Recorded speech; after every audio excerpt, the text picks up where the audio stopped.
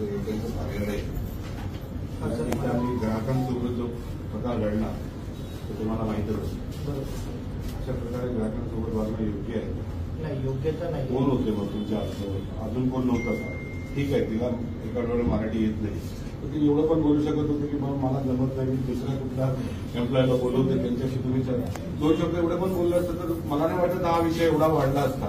बरोबर आहे. व्हिडिओ बघितला तेव्हा मला समजलं की एक खूप चुकीचं बोलणं झालेलं आहे. त्याबद्दल तिला काढलेलं आहे, तिला जॉबवरती नाही ठेवणार होतं. आणि मराठी लोकांचं जे काही अपमान झालं त्यासाठी मी एअरटेलतर्फे सॉरी बोलतो, माफी मागतो.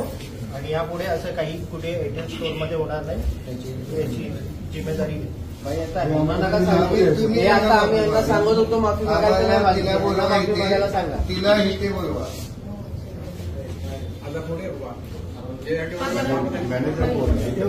स्टोर मॅनेजर आहे आणि हे आता आले की यांच्यासाठी थांबले होते. एक मिनिट, मला एकच म्हणायचं, हे जर माफी मागायला आमचा एवढा वेळ का घालणार?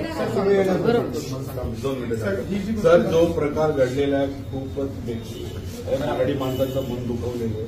ज्या पद्धतीने महाराष्ट्राबद्दलची वक्तव्य करते, मराठी माणसांबद्दल करते, ती योग्य आहे का? तुम्ही मराठी आहे का? तुम्ही मराठी असला नाही, आम्ही मराठी असला नाही, मराठी असला तुम्हाला मी पटलं जाणार. जे काही प्रकार घडलेले दिसतील यापुढे असा प्रकार घडला नक्की नाही होणार. त्या पोरीला बघा, एक महिला आहे म्हणून सोडतोय, खरोखर दुसरा असता तर आमची मनसेची भाषा तुम्हाला माहित आहे. खरोखर आमच्या ताईंना खूप त्यांनी आज यांच्या आईचं निधन होऊन सुद्धा आज इकडे आलेले आहेत. का? त्या महाराष्ट्रभर हा प्रकार घडलेला आहे, कळतोय लोकांना. किती लोकांना आम्हाला जबाब द्यावा लागतोय. आम्ही अजूनपर्यंत का पुरुष पदाधिकारी नाही आलो नाही तर कधीच आलो. एक मुलगी आहे तर हा प्रकार पुन्हा असा घडला. तुमचा जे काही एम्प्लॉय त्यांना तुम्हाला समज दिली पाहिजे की जर ठीक आहे मी समजू शकतो एखाद्याला मराठी बरोबर येत नाही, पण तो एवढं तर बोलू शकतो ना ऍटलिस्ट की बाबा मला नाही जमत आहे, मी क्षमा मागतो तुमची, तुम्ही 2 मिनिटं बसा. कारण तुम्ही लोकांच्या सेवेसाठी देव म्हणतो ना, मग तुम्हाला असं नाही बोलता आलं का तिला की तुम्हाला शिकवलं पाहिजे त्या लोकांना, कारण आपण कस्टमर जॉईन करणार तर तोडणार आहे.